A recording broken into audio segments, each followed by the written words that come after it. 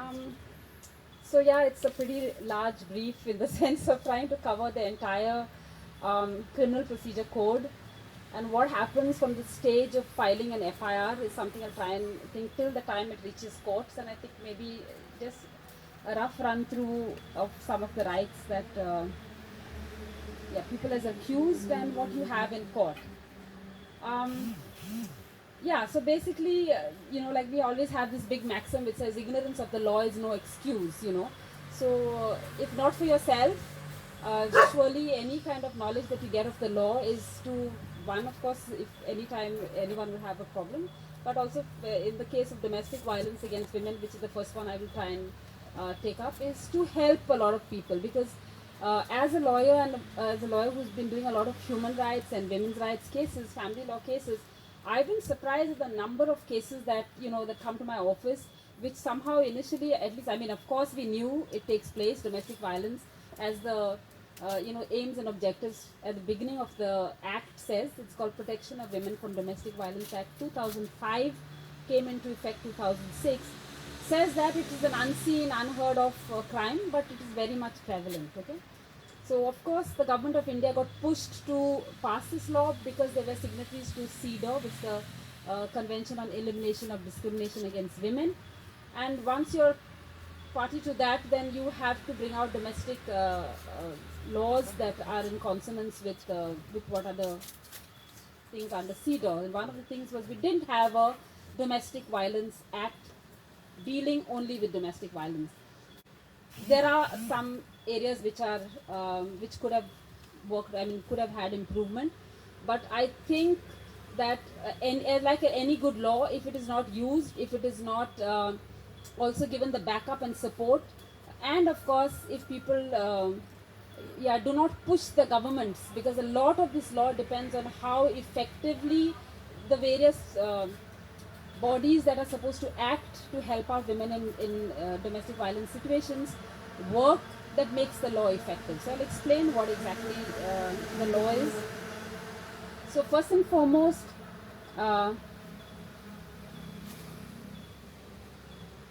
this is, if any time a woman is having any kind of violence which takes place in society, like for example sexual harassment at the workplace, or they are assaulted by a neighbor, anything that takes place outside the home, then the law which is used is called the Indian Penal Code, or specific like sexual harassment at the workplace if you are harassed at the workplace. This law is only to deal with violence that takes place in the confines of a home. Okay, that means in your marital home. If you are married and you come to your husband's place, as in all major situations largely that happens is that in the patriarchal setup that we are, the woman gets married or has a live-in relationship or whatever and they come to the husband's house. Okay, so that would be considered your marital home, or the home that you are brought in when you are married. But of course the law doesn't always insist that it has to be only women who are in a marital situation. And in fact this is the section that caused a lot of controversy, trying to say, oh, now this is not Indian traditions, from a lot of the traditionalists saying, how are you recognizing live-in relations? Well, of course it's a progressive law. So, and the second thing was, sometimes in Goa is the only state in the whole country that has compulsory registration of marriage. Like, I mean, the church won't marry you unless you have your civil registration. And of course even among the Hindus, it is like, I mean, the only thing recognized since 1910 is a civil registration of marriage. Now in the rest of the country, of course, they only go to a temple or the mosque, or even perhaps in some places the church, and therefore they didn't have a document to prove their marriage. And I know that when, even as a lawyer in the initial years, when we had to file cases for maintenance and we had to prove that she is married, we had to ask them to bring their marriage invitation card, or bring their certificates, or bring an uncle or a relative that attended the marriage, and there was so much of hassles. Whereas in Goa, you just show the marriage certificate, proof enough, married on so and so day, this is the registration certificate. So anyway, now under the act, it also recognizes people who lived in the nature of marriage. So the law has undergone some changes, because sometimes there have been some I wouldn't say crazy cases, but yeah, pretty crazy in the sense they've actually not lived for many they lived for about a week. You can't call that, one wouldn't call that like a live-in relationship, so the Supreme Court has amended that, I mean, given some guidelines to say it has to be for a considerable amount of time to be called a live-in, but yes, you don't have to have a formal marriage certificate to come under the Domestic Violence Act. So domestic violence anyway is a crime, because it causes physical and psychological harm, and it's of course a violation of your human rights. So first and foremost, this law is for women. Sadly, someone asked me, is there something for men too? Well, if there are cases of men who are being abused or beaten up by their wives, they would have to use the IPC. This law says is protection of women from domestic violence, and of course, obviously, legislature in its wisdom realized from statistics that the larger people who are facing this trauma is women, and therefore they thought it fit to bring out a law which is most gender specific. And of course, it was also, as usual, every time gets challenged in court to say how come women get this privilege, why only a domestic violence for women, why not men? And of course, it was thrown out because if you know the Constitution, even though Article 14 of the Constitution says equality of law and equality before law, equality for everyone, Article 15 of the Constitution gives legislature the power and the privilege to pass any laws if they find for women and backward classes. So under that Article 15 is what you will have sexual harassment at the workplace, the Domestic Violence Act, or any kind of laws that are protective of women would come on the special privilege that you have under Article 15. So we are pretty much covered in the sense that there is no problem with having a law that is gender specific in the sense of with women. Now, therefore, right at the definition, when you have the law and you have the definition clauses, it says that the person who is the complainant is called the aggrieved woman, and the person who is against whom the complaint is filed is the respondent. Okay, so right at the beginning, you can make out that this law is not a criminal law.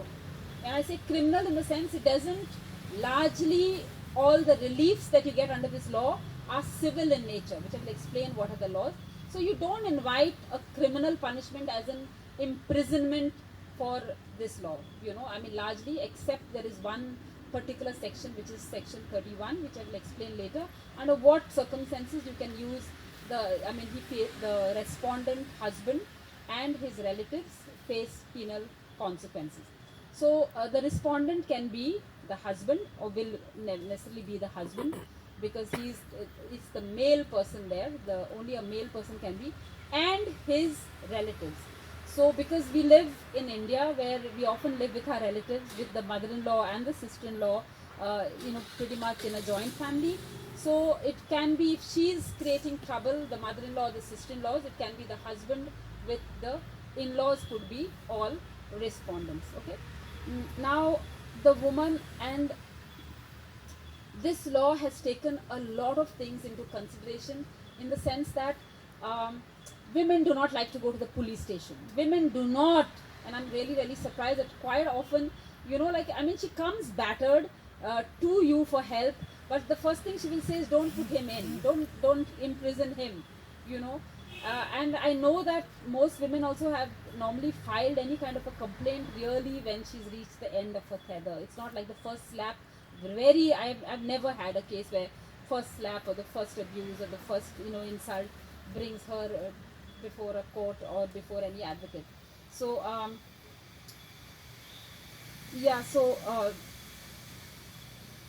so the definition clauses right at the beginning says aggrieved woman, that she did not go to the police station. Though you have the police as one of the important people or functionaries under the act, he is not the main person, because of this understanding that women really, really do not like to go to a police station. They still find it very threatening, they still find it very uncomfortable, and they somehow think police means they'll put him inside. So that is the least or the last alternative.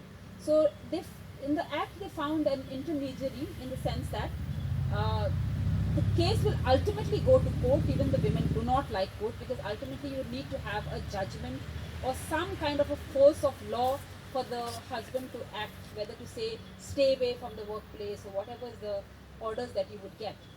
So the person who would act under this act is a very important person called the protection officer.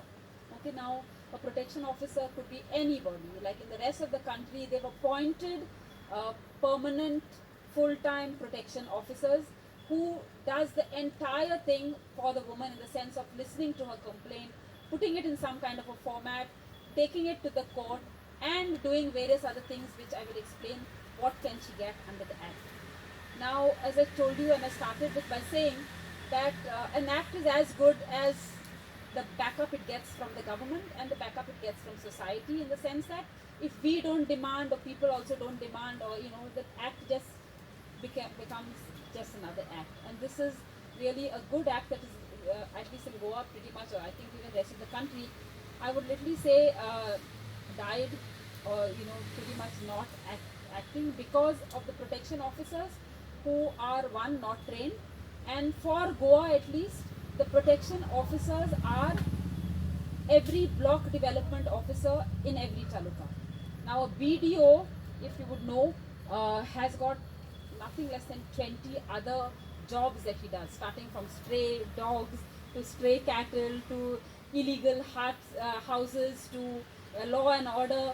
And I remember once, right at the beginning of the act, when they appointed the BDOs, we protested as women's groups, and people were concerned, saying two major objections. One is BDOs would work again Monday to Friday, because the government officials, what happens on a Saturday and Sunday, the major days when domestic violence takes place, the weekend where we have alcoholism, binge drinking, etc.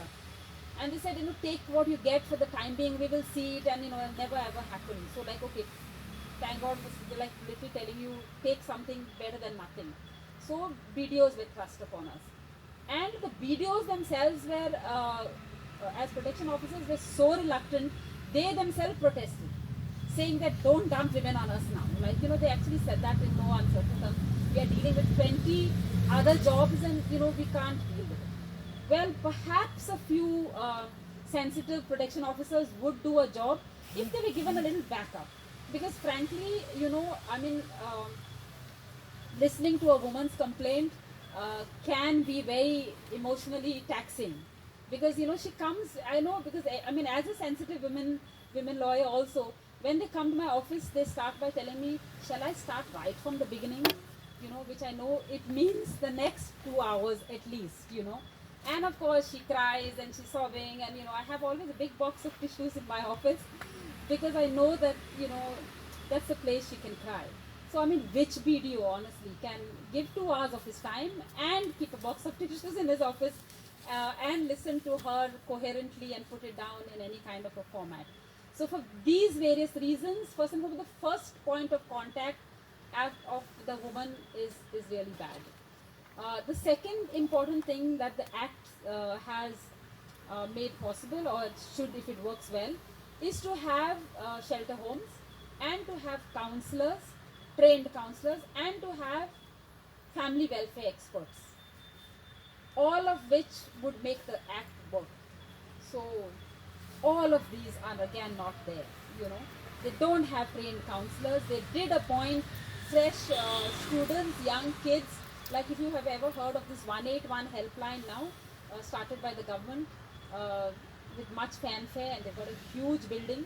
181, if for anyone perhaps you don't know, is a crisis helpline.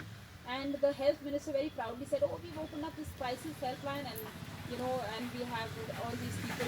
And when I went to do a training there, I was really shocked to see just fresh out of BA psychology, young kids who are, 18, 19-year-olds dealing with women who are distressed, who are, suicidal, really poor things, whatever.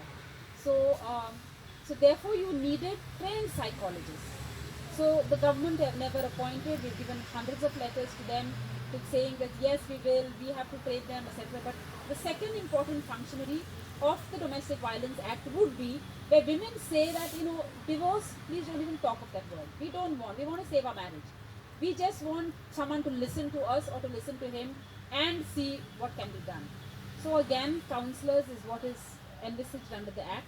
And the third one is, of course, shelter homes, just for that time, just for a little break, halfway shelter homes. So what the government did was find out various, existing homes that provided such kind of relief, kept women in distress, and said, now you all will be notified as under the Act and we will pay you the money, and you all are the shelter homes that are notified. So, well, people thought, okay, fine, they promised a whole lot of money, which of course never happened, because the government of Goa is one of the only governments in the whole country which has not allocated any money for the PWBB Act. So many of the convents or places that used to keep women said we used to get our payments after 6 months and after repeatedly going to the department to ask for our money. So again, they are not willing to continue, shelter homes, halfway homes.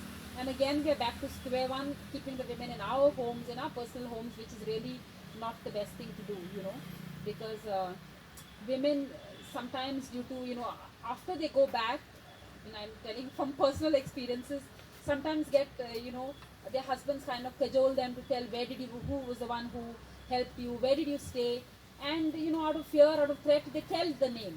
And I've had my house stoned, I had my, repeatedly threatened by husbands, etc., etc. So, which is really not the nice thing. If you had a home which is government protected, would have been so much more easier. Okay, so what is domestic violence then? So everyone knows domestic violence would be any kind of threats that a woman means omissions or commission or the conduct of the respondent which anyway harms, injures, endangers the health, safety, limb, life and well-being. So it encompasses quite a lot actually. It not only is omission and commission, whether mental or physical, and if he even threatens to do so, it doesn't have to be actually committed. So if he threatens that I will break your arm or I will see that you don't, whatever, leave the house, etc., all of that would constitute domestic violence. So, and the definition is really a very good definition in the sense it's pretty broad.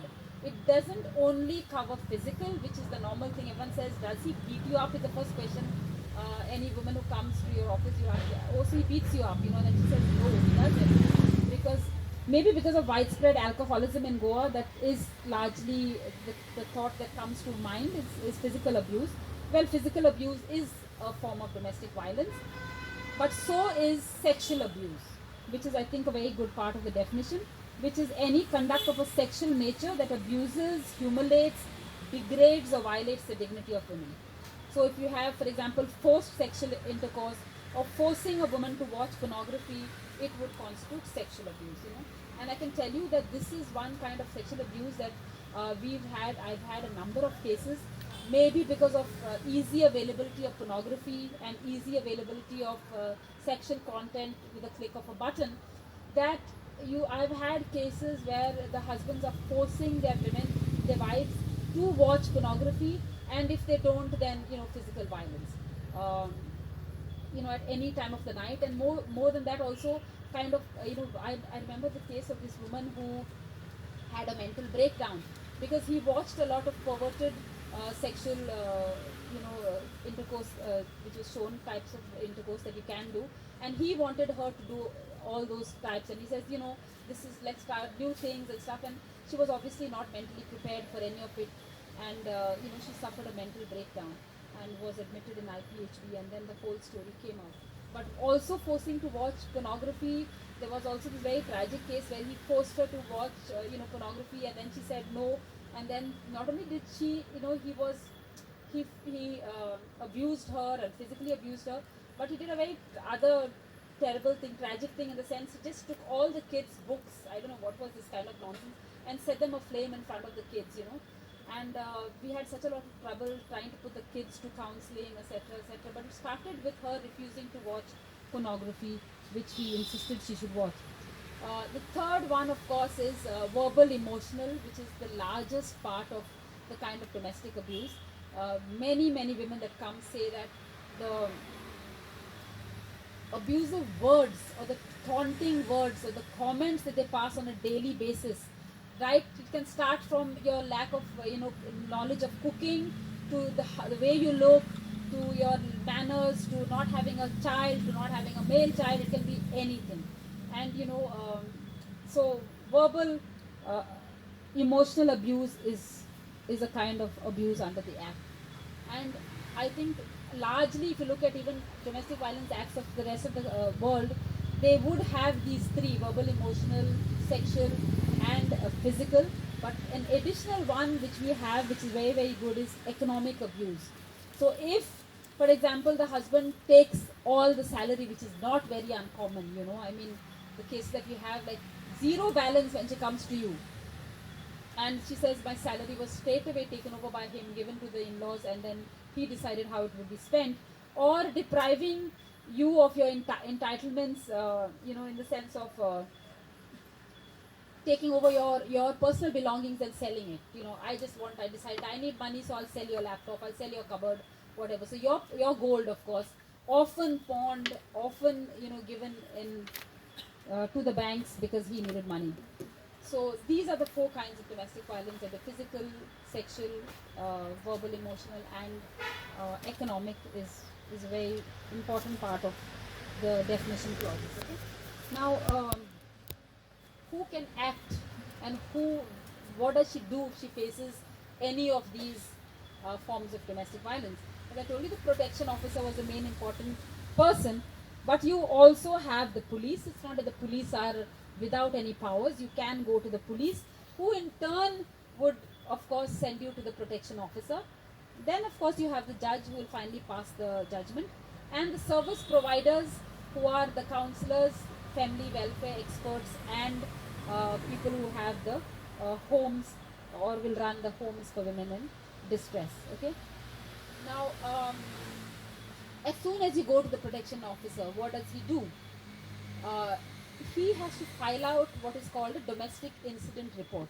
And I can tell you, the act was designed knowing that women find it difficult to put down their thoughts and put down a lot of abuse. So they made it simple by having annexures to the act. So this domestic incident report is what's called, they have three forms actually: form 1, form 2, form 3, which every BDO or protection officer should have in his possession. Now, it's a form which makes it so simple, in the sense that they've given a pretty exhaustive list of the kind of violence one would suffer. Let's assume physical. So they will, boxes which say, do you face kicking, slapping, uh, actual violence with a stake, or where, which part of. So it's like so exhaustive. When you say verbal violence, again an exhaustive list. Does he abuse you verbally? What is the kind of abuse? Is he harassing you for not having a child, for not bringing dowry? Is he insulting you for your character, your caste, whatever? So that so the BDO or the protection officer has to only literally tick mark these boxes, and I really sometimes think, how difficult is it? But then it is a pretty exhaustive list, so he has to keep asking her and questioning her about all of these things. So once he ticks marks the entire form, then the form 2 is the one which is addressed to the judge, and there the judge is told, this is the kind of domestic violence he's facing. Now this is what I want. Again, it's a tick mark form 2, wherein you ask the judge what you want under the act. So what can you get under the act? First, of course, is protection, right? Because the act says protection, and I say it's a very good act because I remember when it was passed. 1 year later, a whole lot of women's activists had a celebratory meeting in Delhi, let's celebrate this law because it's such a good law, and it's our law. It's our law in the sense a lot of women's groups contributed many sections into the act, so they felt it was very much not really legislative. We gave them a law to, this is what we want. There are some areas which, as I said to you, are not the best, but which perhaps would need amendment, but largely. So what can you get? Protection, and we called it a single window system act. Why is it called a single window system? Because initially, and I still remember even when I started my law practice many years ago, if a woman wanted protection, there was no law. So, and she didn't want divorce. She wanted to stay in the same house, and I thought, like, how can this be possible? The only option was private rental, which she was not willing to do, you know. Then if you wanted maintenance, she said, I don't have any money, so where do I go? So we would have the section called section 125 under the criminal procedure code. So we would have to file under 125 for maintenance. If we wanted shelter, then we, or any other protection, we would have to use another law. And then it was like, or then if we wanted separation, then it was another law. So everything you had to file 3-4 cases, which, in different courts, which was very, very difficult, and very monetarily also very difficult for the woman, taxing for the lawyer and everything. So under this law now, you can get what a woman facing domestic violence largely would require. First, protection at her place, at her sister's place, at her parental place, wherever she decides to go. Quite often she goes to her mother's house, and the mother used to get scared. Oh, please don't come here, because the husband will come screaming here, his family will come yelling at her house. So please don't bring her here, please keep her in a convent, please keep her somewhere else. So now protection, not only if she decides to stay in her marital home, she can decide husband not to come in particular section of the thing which gets demarcated by the court. In room 1, for example, he will not come there, or his relatives may not come there. Or if she decides to stay elsewhere, then not to come there. She can ask for protection at the school, which is one of the major areas where the husbands go and create trouble. Like they go to try to pick up the kids and stuff like this, and it becomes extremely difficult to how to stop him from coming to the school. So wherever you want your protection, within 100 meters of the school, within 100 meters of your workplace, that's another area they would normally come and create trouble. Of course, in all cases, they find such ingenious ways to subvert the law. I remember this case of a woman who used to work on a fifth story of a building in Tangent. She was working for some insurance company. And the husband used to come there repeatedly outside her office and create such a ruckus and, all kinds of nonsense. So we got a protection order, will not come within 100 meters of her workplace. So we thought, good enough, he's not going to come. Next morning he was there at the lift of that building, and he says, I'm not coming to your workplace, but no one can stop me to go onto the first floor where there was some government office of some town and country. I'm going there to, put some application or something like this. So it was so very difficult because he was still there outside the lift because this thing said outside her workplace. Then and you really cannot prevent him from going to make some applications to any government authorities, if he wanted to. So we tried some other things. So, they come out and always one step, smarter if you try and get some kind of objections. But well, you can get protection even from communicating with you, because that's another way they do hassle you over Facebook or hassle you by making repeated calls. So you can ask the court to prevent him or his relatives from communicating with you over the phone or internet, whatever. And one of the areas where which most of the guys feel really terrible about this act is if you can also get an order to ask the husband to leave his own house if he is not agreeing to, or refusing to act or behave despite an order. So that the husband say, how can, this is my house, I don't have a place to live, how can you ask me to leave my own house? But yes, the court and the section of the law says the court can direct the husband or his relative, not any woman, but only the husband, to leave the house, his own house, if he is not agreeing to the conditions if it does applies. So protection is one of the orders you can get. The second order you can get is custody of the child, immediate custody of children. And the law is good in the sense that if you normally look at custody of children, it is largely granted to the mother and to women, because they believe from a lot of studies and a lot of most of the acts, even if you look at Hindu Marriage Act, the Muslim Guardianship and Wards Act, the child below age 6 under the Hindu Minorities Act also would normally go to the mother, because they believe she's the best person to look after a minor child. Even beyond the age of 6, they still believe it's the mother, unless you can prove she's an unfit mother on various counts. So, as I said earlier also, to get custody of the children was such a task, because you didn't have a law. You would still have to go under the Portuguese law and by the time it comes up in court, etc., she would be deprived of her children, and she was not willing to file anything wherein she would not have custody of her children. So you can get custody is a very good. Husband can get visitation rights, but it's not automatic. He'll have to explain to the court and give his credentials before he gets visitation rights, which I think is good, that he should get visitation rights, but of course under certain conditions. The third right you can get immediate is residence.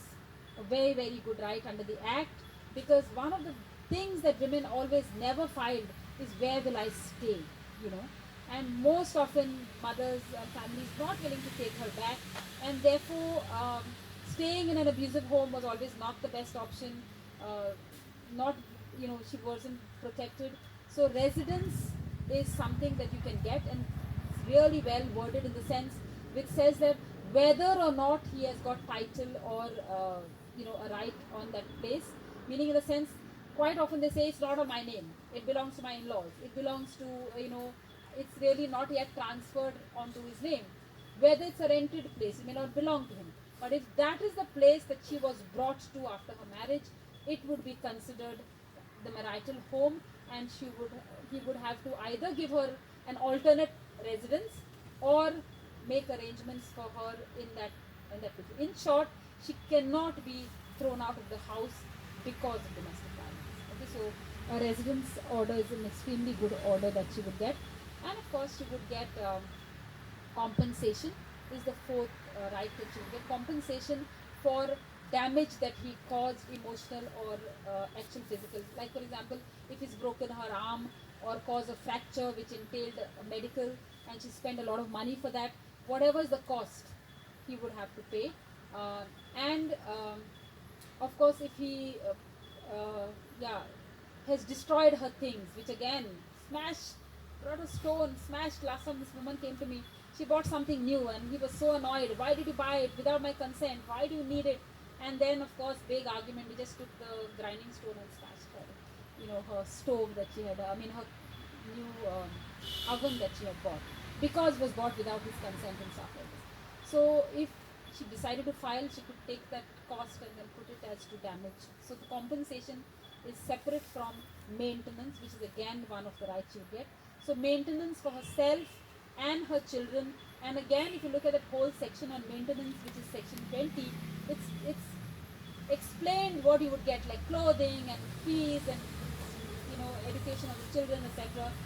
Is something that you can get, and you don't have to file separately. So you can get all your reliefs under one. That's why I call it single window act.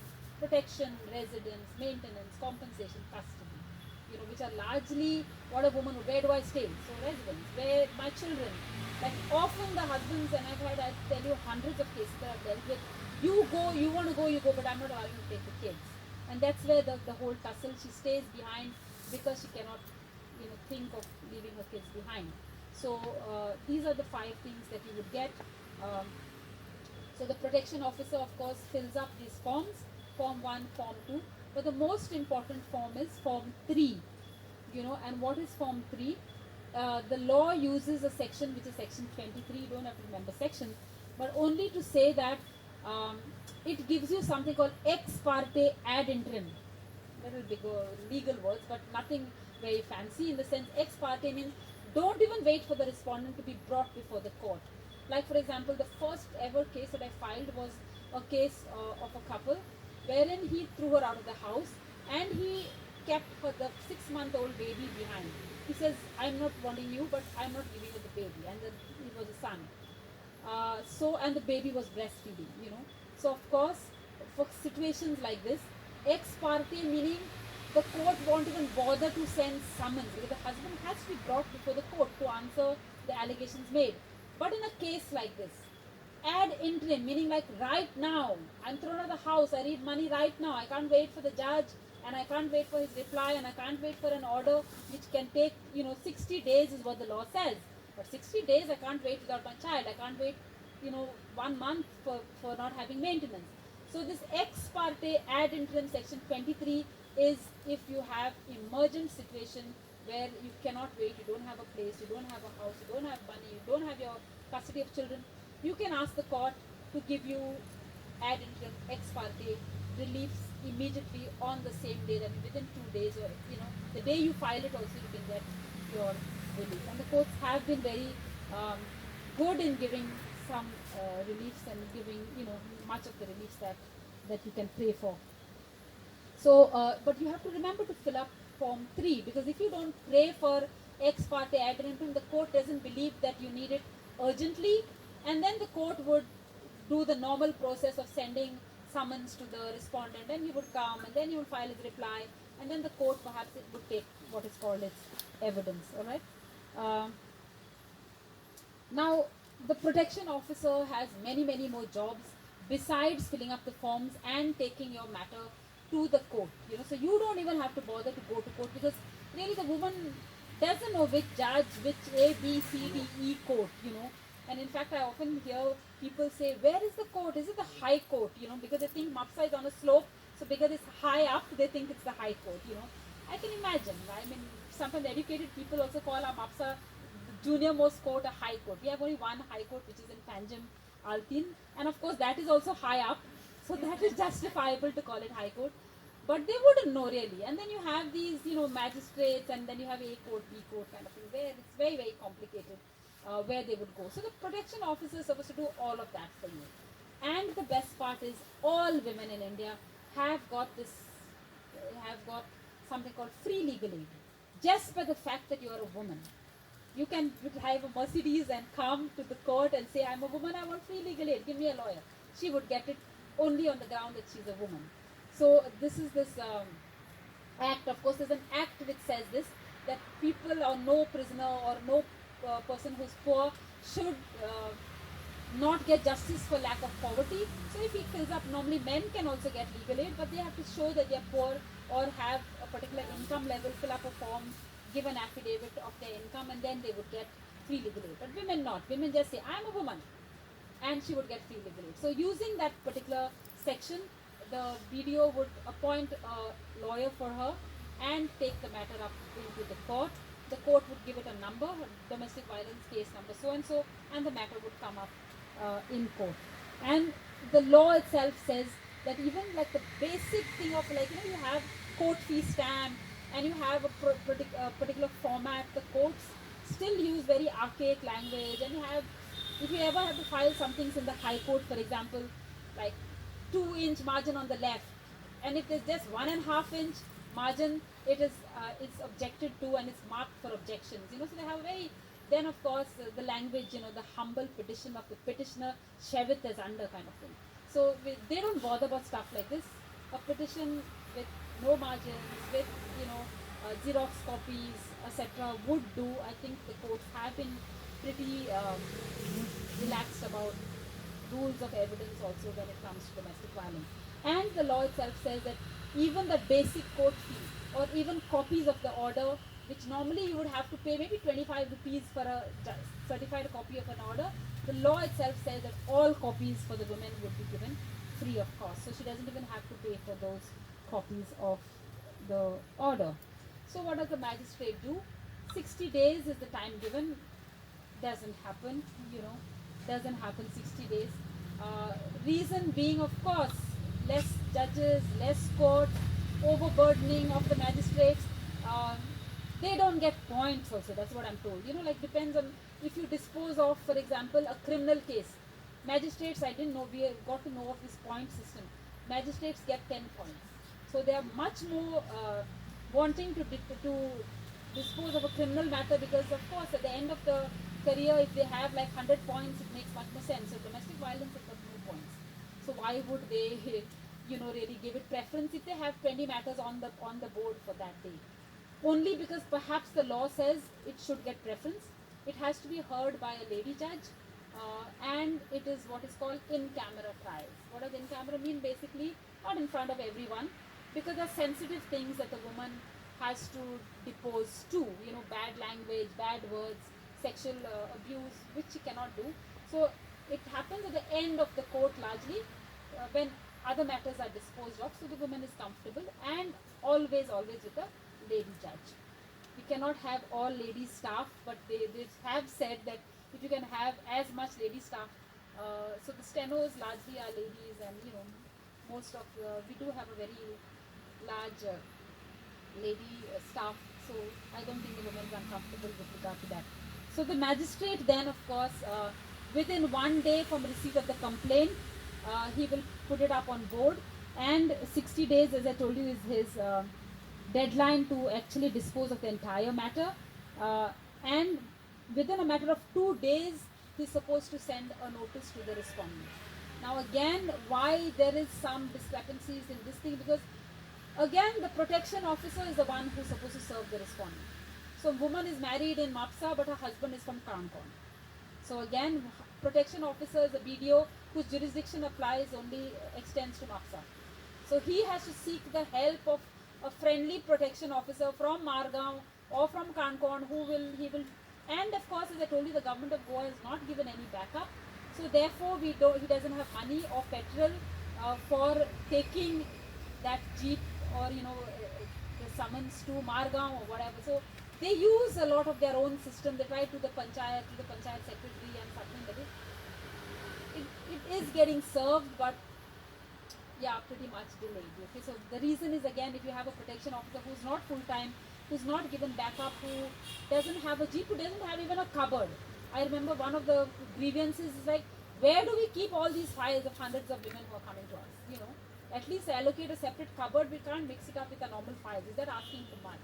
So they're finding their way and working in a inefficient system, in a system that is not giving them that kind of backup. So they're still doing whatever they can. Now, as I told you, it's a civil law, so there's no punishment largely, because the reliefs that you are getting here is protection, residence, maintenance, compensation, custody. There's nothing criminal in getting a residence order. But what would be the use of an act if you get an order and the guy just still violates it? So there's only one section in that act, which is section 31, which I say is really not the best part of the act, because it says that only violation of a protection order can meet with penal consequences, in the sense that he can get face an imprisonment sentence of up to 60 days and a fine of 20,000 if in case there is an order of protection that says do not come to the house, do not come to the school, and yet you have proof that he did come to the school. It comes as violation of a protection order. Section 31 comes into play, and the best part about section 31, in a sense, the good part is that on the sole testimony of the complainant that he has violated an order, the judge is to believe it. Because how do you prove to the court that he did come to the school? She has a phone, maybe she can take a photograph, but difficult if you are asking for the level of proof of a normal criminal case, which is beyond reasonable doubt. So sole testimony of the aggrieved person is sufficient under Article Section 31 to say that he has violated the order for him to face penal consequences. But the bad part of Section 31 is it is only violation of a protection order. So if he, for example, we get a good order, and which is the major hassle for us under the law, is pay so much per month, 15,000 per month, let's assume. She gets an order of maintenance and is not paying. 31 doesn't come into play. You cannot go to, of course you go to court, you file for execution, there's no arrest largely because the act doesn't say so. You will have to try and attach something of his, if he has a scooter or a bike. Good if it is a government servant or a private thing where you have a fixed salary. Then the law says you can attach a salary, and the order of the court says salary is attached 15,000 directly from his salary into the account of the worker. So well, if he has a salary, then it's okay. But large amount of people who say we're not earning that much, motorcycle pilots or people who are their own companies, there is no way we can prove their salaries. Become very, very difficult. Major violations are lack of payment of the maintenance, and we don't have our Section 31 fall down to. Okay. Secondly, as I told you also, since we don't, they say that you should have family welfare experts, because judges are not really trained or can do counseling of the couple, or sadly even custody of a child. It's such sensitive issue that you have to deal with. You have to know that with whoever parent the child is, they can do parental alienation, and they can bribe a child, and can very easily bribe a child. Like with good dresses, or with now of course with mobile phones and these kind of things. Chocolates is enough for them to say, I want to live only with my mother or only with my father. And I've had such traumatic cases, where like they've been brought to the court and of course asked to choose. And if you have a judge who's not trained, they will ask this dumb question: do you want to go to your mother or your father? And really, what would the child say? You don't ask the child to choose. And if the child says both, honestly, I really wonder what the judge would do. Like maybe in the Bible, say that you cut the child in half or something like this. That is not the right question to ask anyway. So they have to be trained. And therefore, the judge should have had access to a family welfare expert to put the child to ask really what is best for the child. Or, for example, the judge decides to counsel the child, and basis on what the child says. Like I remember this, she was just 3, and she was with the father who refused to give the child to her when we had given the child for an overnight, literally Saturday, Sunday, and the child refused to go on Monday to the mother. So the judge said, let me interview the child. So I said, I told her, with due respect, Your Honor, I would really expect that Your Honor would not interview the child, because it's very specialized thing. Send it to Setu or people who are trained. The judge took pretty much umbrage at, like, how are you saying that I'm not good enough to a 3-year-old child and stuff like this. I said, well, I'm saying what I have to say, because it is specialized counseling that you need to deal with the child. But the child, the court still insisted that she would. And the child, of course, kept insisting she wants to go to the father, not to the mother. And like the judge was not really asking the question, like, very indirectly. So I came in and I told the judge, may I ask just a few questions? Very indirectly. So I just parried the questions to the child, and I just asked her, so what did your father give you today? Like, very, and she said so sweetly, she did a little pirouette in that judge's room, and she said, he gave me this new dress, and then she said, and he's going to give me a box of chocolates later. Like, luckily she added that thing. So, like, I told the judge, I mean, things like this, like, how can you even believe, and what exactly is the child saying, why she doesn't want to go to the mother? She had no answer, like, so things like this is where the act would work, if in case we had the counselors, we had the family welfare experts, and we had all this kind of backup, which would make the act work. But all in all, it's a really good act. It's a very simple act. It is a non-penal act, which women really, really would like. If we had the protection officer with a little backup, and the government actually really talks like this, it's a 10-year-old act, but I still have people who have never heard of it, or who don't know all its provisions. And the government, in the act itself, has said, one of the sections, shall have radio talk, shall have TV talk, shall put up hoardings. Have any of you seen a hoarding on domestic violence in Goa? On the radio, yes. On the radio, I have done a few, yeah, but I mean, how many really we have? It's radio. Or like Doordarshan has, not really sufficient, because then you can't, because sometimes it's just a half-an-hour program where you can't really explain and show the forms and tell them how to tick on, tick it, etc.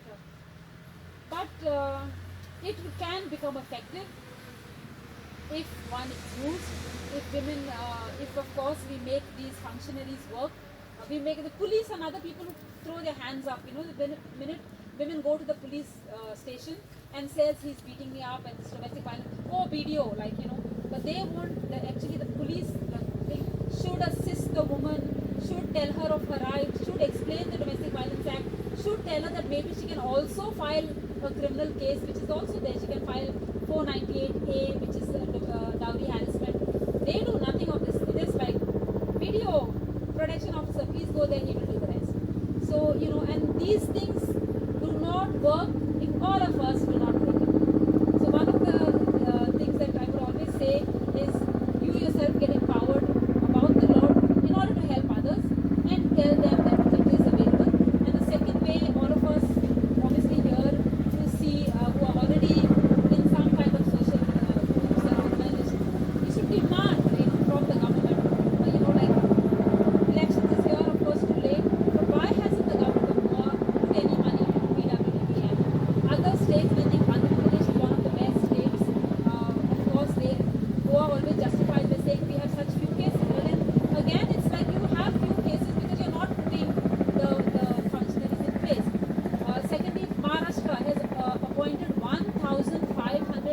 full-time protection officers. So I mean, when you have 1,000 protection officers, I don't know how good they are, but at least they have put their money where their mouth is, in the sense that full-time 1,500 is a good enough number, and I'm quite sure there are strategic locations where they could have access to them. And if full-time means at least Saturday, Sunday, and if they are working for a salary, I'm quite sure that we can call them up a bit and say why aren't they, doing the job that they do. So the second area where I really would hope that all of us would work is still demand, as a group, as a collective, maybe suggestions could come, from this thing, what we could do to really make it work is even a single signature campaign, or letters to the editor, or any of you are part of any organization that you know of that could add pressure to make the domestic violence work. So thank you. I'm open to questions, and then maybe if it's not too much, then the second part of the session, which Dilakul says, which I could do a brief thing of filing of FIR and criminal complaints. But yes. You said the DV Act covers sexual abuse, sexual violation, including forcible sex. How does that sit with the whole marital rape? Yes, so that has always been the thing. They did say here, marital rape is not recognized under 376, and it would be, so you cannot file it under 376, but you would only be able to say that use it as a form of one of the abuses to come under the purview of the act. So you can claim sexual abuse, but still now not. So there's no criminal procedure covering Not yet. And even this, I've not had really people who have come under, the only cases that have come under sexual abuse under the DV Act is forced pornography, but I'm quite sure it exists because they talk about it, but they don't want to say it. They wouldn't want to put it down. They themselves. They don't think there's anything wrong. Yes, I guess. Yeah, obviously, because for them to even come forward, and I'm telling you, they come battered, but they say, don't put him in. Still that part about that thing, and they're so stuck onto tradition. Sometimes you question women who have come, they still do, certain of the customs where you ask for the same husband for 7 lives and all. And you just even trigger to ask them, say, you really want the same guy who's battering you up? And they haven't even thought of it, because there's so much seeped into that. And of course, the Catholic Church and all these ones would say what God has put together, no man can do asunder. So they still don't have divorce, but they would allow you to have an annulment under the canon law. So it's been difficult, but at least we have a law. At least we have. I'm saying something better than nothing. I told you, after 1 year we had a celebration, but now this thing has crept in of women abusing the law. Quite often, the same thing has started with 498A, where the judges have begun to believe it's being abused. Sexual harassment at the workplace. Now with the Chief Justice of India under a cloud, immediately thoughts again, whisper that really could it be true? So this thing of women coming up with false stories and abusing the laws are surfacing. Now, frankly, I would also say that I won't say that there are no cases of abuse or misuse, but one would have to look at percentages. And I always start my presentation by saying, if there are women in the audience, or largely when I do trainings for not this kind of group, but in the villages, to say, please don't abuse and make any kind of a false complaint, because then it throws all other genuine cases into jeopardy, or being questioned by the courts, where they say, look at for higher level of proof for any kind of case. So but this thing has pretty much crept in, disbelief of a woman, and that's really, really sad, because specifically in cases of domestic violence, there is not possible to have proof unless you have really black marks or photographs. Now women are becoming quite smart, so if you have a injury, they have taken photographs and they have kept it. They have been able to actually copy the chats of extramarital affairs of the husband and various other things where it's been, at least you can have, otherwise it's all becomes suspicion, or even the court thinking that the woman is imagining this extramarital till you can bring, what is the proof? How do you catch him? You can't catch him in action very largely. So things like this, like a chat, or maybe the phone getting engaged for many hours, you can bring phone records and show a particular number repeatedly, was all indirect methods of standard of proof. But honestly, please, wherever, don't file false complaints, because exaggeration sometimes takes place, because like even the woman who comes to you says that like if she's being like beaten up, maybe like 15 days, maybe she would say like every day or something, because in this way she sometimes also is wondering whether you yourself will believe her. So maybe sometimes they tend to exaggerate or something like this. But I suppose with if you question her and do it in a sensitive manner, you would really come with the truth of what exactly she's trying to say. So, yes. Two things. One you said is, does the woman have to have proof that she's been abused or something like that, or the child just takes it? So largely, as I told you, the level of proof is not like in a criminal case, which is beyond reasonable doubt.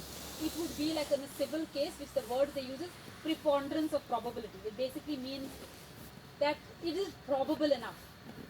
So the courts like, so normally, for example, see, even if in case in a criminal case, women have brought the abuse in a court on a CD, like his abuse of bad words.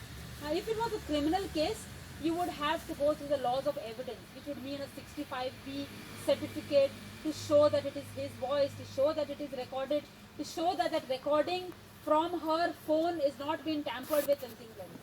But the courts in cases like this wouldn't look for such very strict laws of evidence as in the level of criminal. So if in case a woman says this is his voice, this is his abuse, courts have looked at it and considered. Some judges are looking for higher level if that is the only bit of proof perhaps. So yes, she would need proof, but not of the level of very high proof. So these two things I want to ask you. Secondly, you said is that normally the government or the law says, the article says that you have to have a woman judge presiding. That is not as per the section, that is as per the Supreme Court judgment.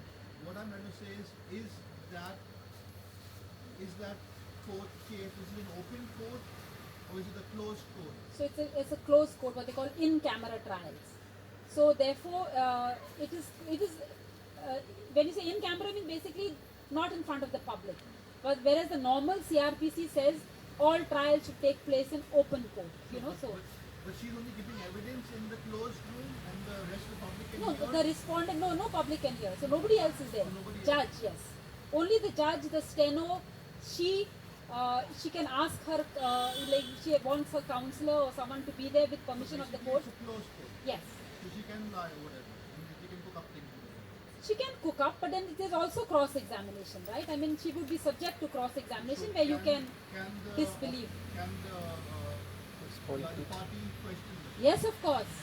So, of course, the respondent first and foremost replies to her allegations, and in normal course he would deny it, because his advocate would also say deny it. And then if she says, for example, injury, and I was beaten up on Diwali day, let's assume, because sometimes she doesn't put a date. And you can prove that, in fact, on Diwali day she wasn't even at home and she was very clearly in Bombay or something like that. You can bring that and prove her statement wrong. But if she has an injury which she has photographed, and she's clicked a photograph of it on a phone, and she puts it before the court on a CD, the court might just accept it, because they say, with her whole photo, face, etc., why would she take, unless your allegation is that she beat herself. She created the injury herself in order to create false evidence against me, which looks rather far-fetched, but that could be his defense. But the lawyer can argue this. Yes, of course. And have thrown out complaints as being false also. Many complaints as being false, which I sometimes think that judges have become, as I say, nowadays, initially when the law was in force, they were trained to say accept the woman, but with this thing creeping in of women filing false complaints, the judges are looking for higher levels of proof and have found complaint being false and hence rejected. Entire complaints rejected, which is sadly, in my opinion. If the judge finds the complaint was false, does it become criminal against the woman? No, there is no criminal. There's clearly in the act that she cannot file, like in the Sexual Harassment Act, there is that they can, not only proceed against her for filing a false complaint or whatever, but in the Domestic Violence Act. Thank you. I have a question about these protection officers. Yes. I mean, even you kept referring as he. I'm just wondering if the first point of contact is a woman. Is there any rule like you also hire? I said he here because I think most of the videos in Goa are male, and therefore it is also the second part which is really bad, because again, if you're saying woman judge, women steno, women thing, and then you have the first point of contact as a video who's a male, so he would have to be extra sensitive. Now in the rest of the country, when they appointed protection officers, what they did was women and child department and all women protection officers. So here not, but there are some BDOs who are women, just happen to be. So, but not all the BDOs. Like for example, MAPSA, the only two BDOs are both male. So there is no set of competencies or training. They did train them. In fact, they had trainings for them right when the act started. You know, I mean, when it came in force, a lot of women's groups, they took it upon themselves to say, now, okay, fine, you have these male BDOs, let's at least train them.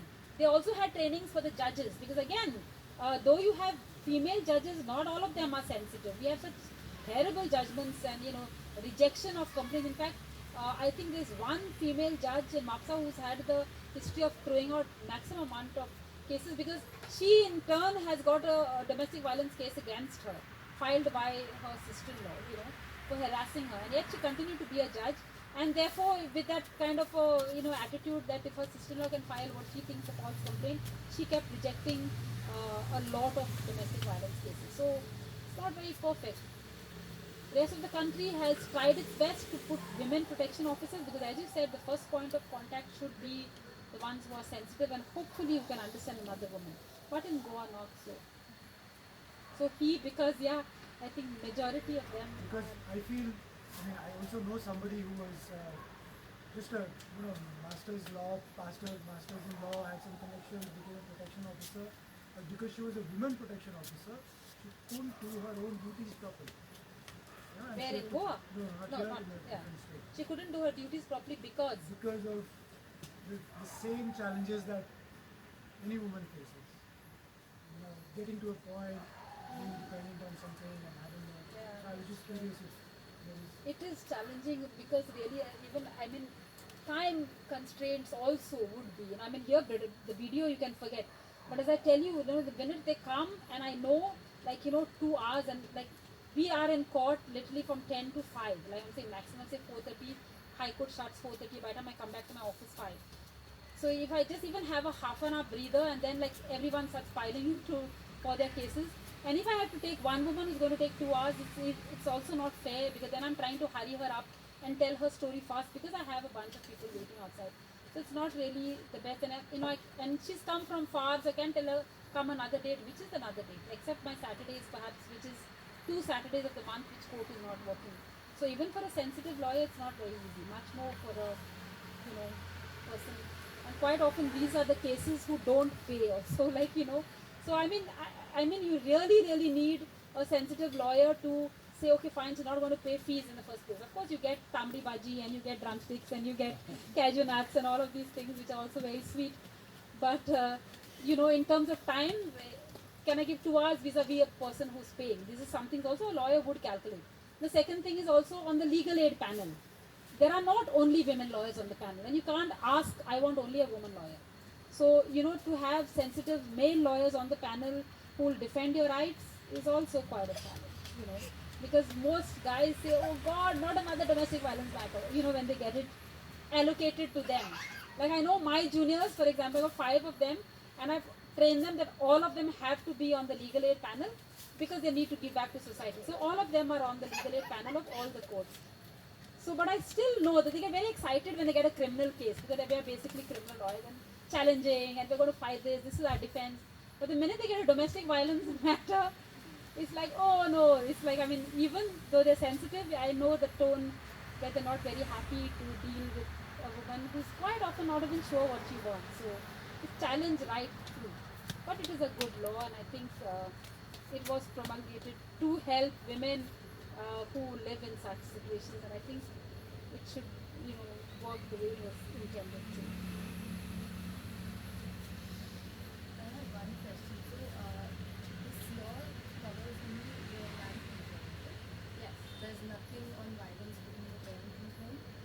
then then you would use IPC. That's the same for the men. Right? They face domestic violence. So often the question I get in a largely male crowd, then what about domestic violence of women against men? So they don't have a specific law. So IPC has got many sections that you would be able to do. What would be the situations under which the respondent can actually turn the case around?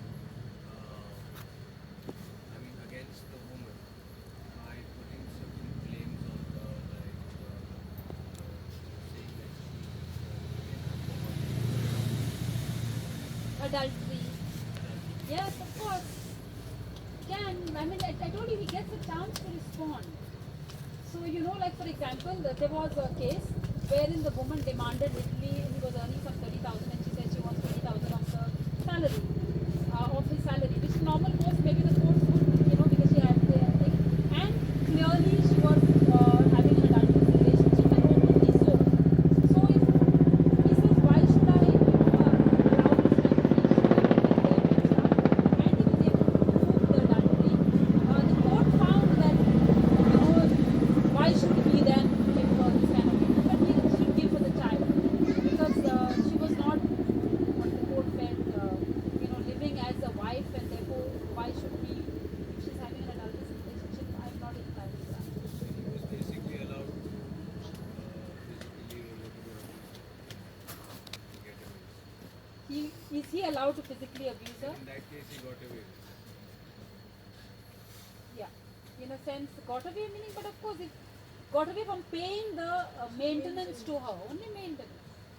But then she got other rights. Perhaps she can't throw her out of the house because that's the marital home.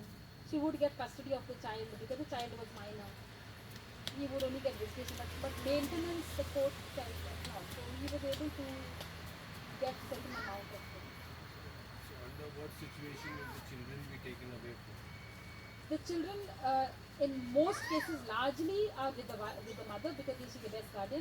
If same way you can show one is mental illness, where the children are under threat, so any kind of psychosis or which is where you can show, and courts have taken away children, bipolar, motherhood bipolar, and was dangerous to the child.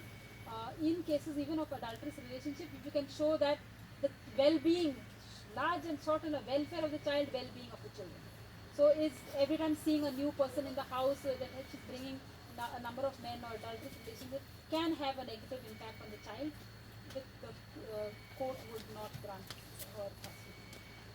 But mental illness has been a very large part of mostly where the husbands have, that's a normal defense, that she is bipolar, she's schizophrenic, she's this, she's that. What kind of proof is required to? Well, if we are claiming a thing as serious as a mental illness, then you would need a doctor for it. Because otherwise you can't just say, oh, I feel she's crazy, which most people do. And I remember there was this one case which I did of custody of a child, where the husband did not only say that she's bipolar, but he was able to convince a psychiatrist to, because he was very eloquent, he spoke and said, oh, she does this crazy thing, she just gets up at night, she yells at me, she one day flung the baby and all kinds of things, which listening to the husband, I don't know, he just thought that why would the husband complain about it. The doctor gave a certificate that she's bipolar. And she was a professor of English literature and has just conducted lectures, and she's, absolutely not bipolar. But with this certificate, initial court said, well, right now I have a certificate of bipolar, I'm not willing to give you custody. Then, of course, we had to wait for a little while and bring all her proofs from her colleagues to say she just finished lecture, she got 120 students under her. This is absolutely not, and to show that he has not done the various tests that you would do. They have their questionnaires and scales that you would have, at least basic to show initial bipolar, which he had not conducted, but basically on the say of the husband, which he says she gets up in the night and she does some crazy things or whatever he said bipolar. So it is possible, and in fact Supreme Court constantly in one or two judgments has said this is often a thing of the husbands to bring this kind of thing to claim that they're mental. And women do get into, sometimes you have postnatal depression. I've had cases so many times, and then postmenopausal depression, all kinds of things. That's not a thing where she's incapable of looking after a child. But if it leads to mania or something, then of course the courts would, in the interest of the children, deprive. But he can get visitation rights, and I think most courts always give visitation rights, unless again he is alcoholic and dangerous to the child, where the courts would not give him visitation rights. Or vice versa. You see, the law covers physical and mental cruelty. I think human beings not being the most evolved. I mean, people have altercation in their relationships with, lots of it could construe to be an emotional cruelty. How does court... Yes, but as I told you, not difference? many people just, I can imagine every time you hear this, yeah, it would be to that extent which you can't bear it. Because both ways, women also throw a lot of things at things, but it's taken in that spirit that all marriages are not perfect. I've often heard this. I mean, which couple don't fight and which thing doesn't at the end of the day. But I don't think that, okay, he yelled at her that, okay, fine, I'm going to file a TV case. Not happen. It's like repeated, constant badgering, constant demeaning her, constantly undermining her work or A something. random one-off statement. Yeah, it would. The question was a random one-off comment. doesn't- Random one of, I don't think the court would grant, because and I first of all, I don't think also the women would come forward. I don't know. Very, very rare. I'm not saying it doesn't happen. I have not had cases where like a random abuse, which anyone can lose their temper. All of us are, as you said, human beings. At the end of a tired day, maybe you did say something amiss or whatever.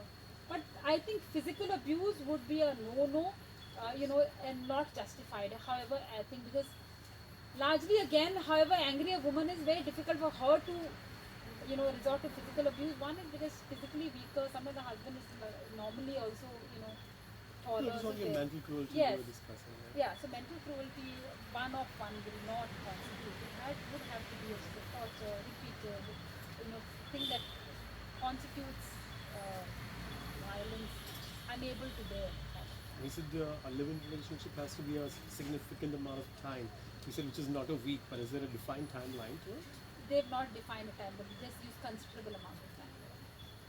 Because then sometimes it could be that you had, like even in a marriage, like I mean the one case which everyone was battling, which came against women, at least in the sense was Batra versus Batra, wherein that was a unique case actually in the sense that though the law says residence of a husband, is whether it belongs to him or not.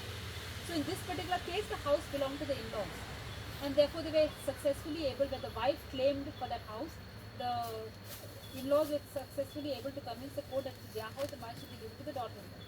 Now, if you use a section, you would say that the law says whether it belongs to you or not. But she didn't live in that house. They had a fight on the honeymoon, and and therefore you haven't even lived. So you can't use analogies like those. You would have to have lived in that house and been taken there, and as his wife. So lived in the nature of marriage would be considered. Sometimes you don't get married. Maybe you've lived just 1 week of marriage, but like you've had a 1 year of living, which the court would then consider all that part. It's all very subjective and depending on the facts. Yeah. So 5-minute break and then